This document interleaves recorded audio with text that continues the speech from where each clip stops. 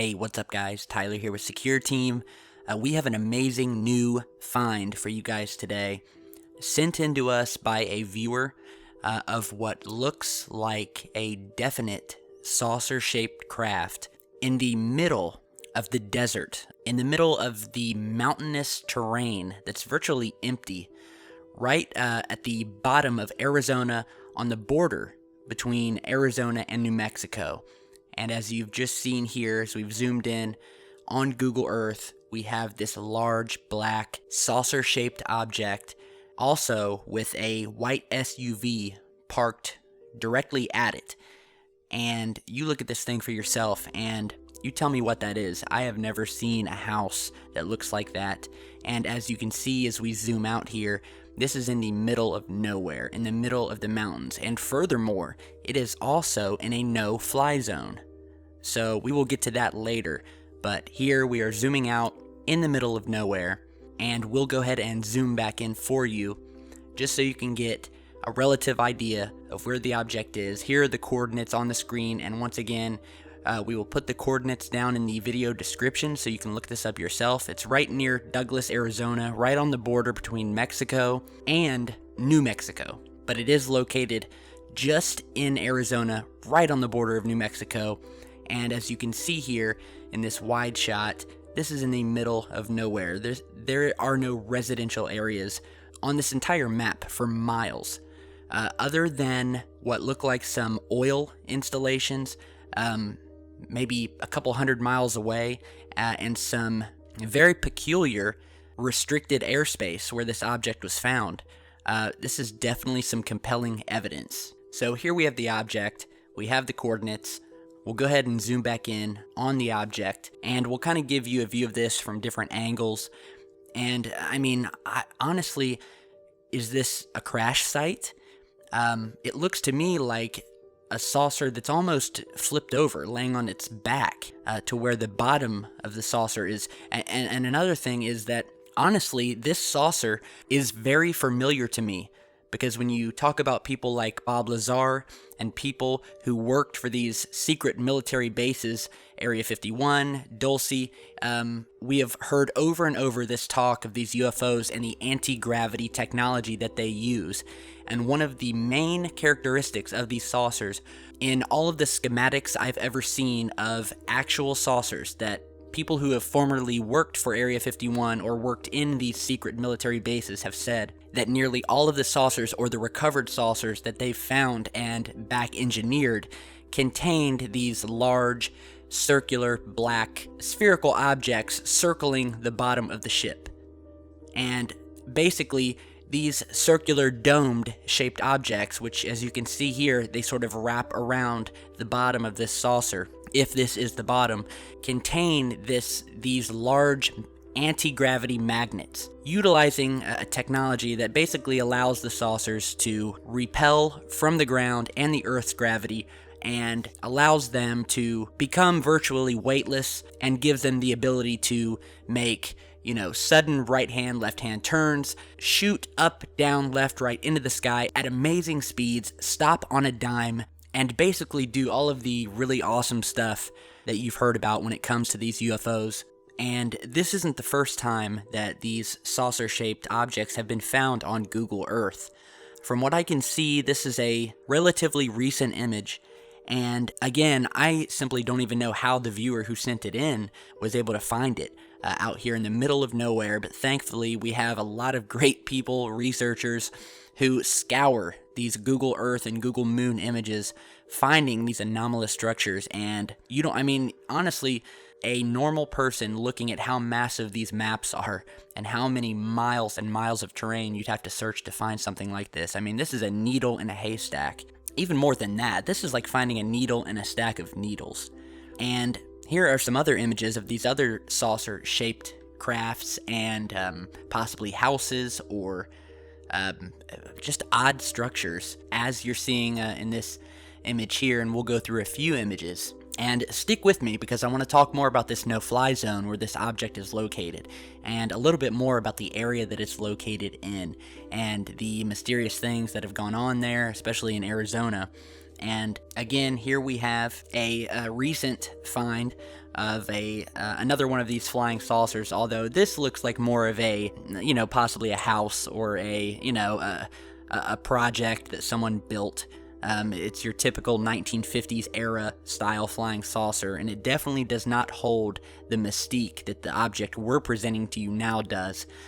This object that we found is in the middle of nowhere, in a restricted military no-fly zone, as well as being observed by what looks like a white SUV, and it reminds me a lot of the white SUVs found here at Area 51. And you can see through these images we're showing you, if you've ever watched the videos on YouTube, or basically anyone trying to even go near Area 51 or these secret military installations, you will get stopped in your tracks before you set one foot even near one of these bases, and you will be stopped by these white unmarked SUVs that, as you're seeing in the images here, which are images taken right outside Area 51 by people who've been tracked by these SUVs when coming near these secret bases. It looks very much like the SUV that seems to have driven up to wherever this mysterious black object is in the middle of nowhere. And here are a few other mysterious UFOs that have been found on Google Earth, all of which, as you're seeing here, including the one we just showed you, contain saucer-shaped objects casting shadows below the ground. Some of them are in the air, some of them are sitting on the ground. So, is it possible that an alien craft or a secret military test craft has been caught on Google Earth? Of course. I mean, these are satellites taking pictures from space, and it's completely possible that these objects have been captured, and I don't think that Google has the manpower to scour over every square mile of the entire world to try to edit these objects out. I think their take on it is that because the resolution is only so good up to a point, and definitely not detailed enough to give us any real answers, that they would just go ahead and leave these objects in. So, and there's no doubt that they have, because we're finding one and speaking about one right here. And back to the original find.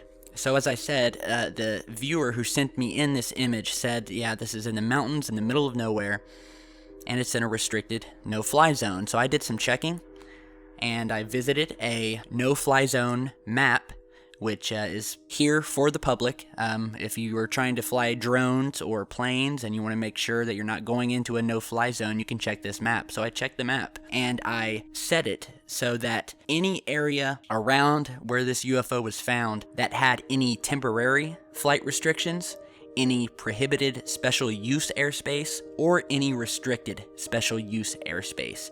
And as you're seeing from the snapshot image here from that map, you'll notice here, right where the UFO is found, the entire area for hundreds of miles around the UFO, stretching from Arizona over to New Mexico, is covered in blue, in this blue shade here. And that is indicative of restricted special use airspace.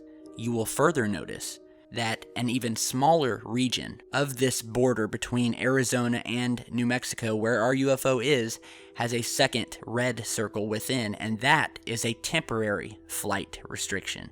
So, as it stands, where this UFO has been found, not only is it restricted special use airspace, which, by the way, restricted special use airspace are typically located around military installations or other areas where flight could be hazardous, and you must have permission from the controlling agency or air traffic control before you can enter these areas. So that is what we're talking about when you see this blue shade and it says restricted special use airspace. Then we move on to the temporary flight restriction in this area as well, which once again, very mysterious that all of a sudden there is a temporary flight restriction over this virtual no man's land.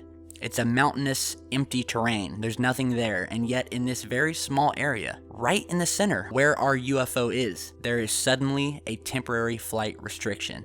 And as an example of what these temporary flight restrictions are used for, as an example, TFRs are published when, let's say, the president comes into town, or to protect airspace for an air show.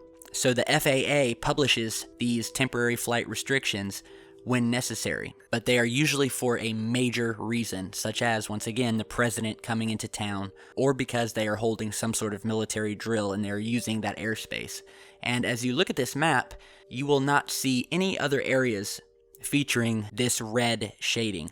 There are a few other areas scattered around Arizona which also contain the restricted special use airspace, but the only location that you will find a temporary flight restriction, which means they recently did this, is the area wherein which our UFO is found, which is basically in a bullseye of this red circular area. So once again, very interesting. Back to the UFO. And to speak on Arizona in general and what's going on in the area, I did some research, and although this area is not too far from Area 51 and Nellis Air Force Base, there have been many reports throughout the years and pieces of evidence scattered and published to the fact that there is a massive underground complex of underground bases that are interconnected that stretch from Arizona to Area 51 to California and to other military bases. Here you'll see a map showing these purported underground connected tunnels, which go by the moniker DUMB, D-U-M-B, which stands for Deep Underground Military Base. And you'll see here in this map, we have documented where the tunnels are versus the bases and how they are interconnected. And it's no secret that these DUMBs, as they're called, are a real thing, as you're seeing images here of these massive undertakings where they have used these giant drills to build these massive underground tunnels and tunneling systems deep into mountains. And it's also very interesting that this UFO we found is right next, and virtually it's right in the middle of two giant mountainous pieces of terrain, right in the middle. And once again, we will put a link in the video description to some material for you to read on about these underground bases, especially in Arizona. And, Arizona has become known as a home to a very large secret underground military facility, especially in Sedona. And it's even been said that these areas and these underground tunnels are also being used to house aliens, alien hybrids, and other ETs that have either been captured or who are working with the government. Here's another map here showing these interconnected underground tunnels. And we will post another link that you can go and visit that specifically gives the names and map locations on Google Earth of all of the suspected underground and above ground secret military installations and bases that are suspected in the Arizona area. Whether it be underground bases, underground tunnelings, secret bases, or entrances in the mountains or caves, and all of the mysterious phenomenon and reports that have happened over the years linking to these different areas. And again, on this website, and the link we'll send you to, it's called subterraneanbases.com. It will tell you what type of facility, whether it's an NSA facility. It will tell you whether there's levels to it, whether there's tunnels to it, and any other notes or reports that can corroborate this. So again, definitely check it out. And I have no doubt that there is a massive underground tunneling system that interconnects all these underground military bases, especially Area 51 and Dulce and Nellis Air Force Range, along with the Nevada Test Site, the Desert National Wildlife Range. I mean, this information is out there. So it's all highly classified, restricted area. The area that we found this UFO, highly restricted, and on top of being restricted, has had a second level of security placed over it with this new temporary no-fly zone alert that we've seen on this map here. So again, it's an amazing find, and as always, be sure to like, share, and subscribe on your way out. I really appreciate it, and do not hesitate to contact me. My email address is down in the video description. Send me your stories, your footage, your research, and anything else that you want to get out there, and we will definitely look into it and get back to you. So, thanks for stopping by, and stay tuned.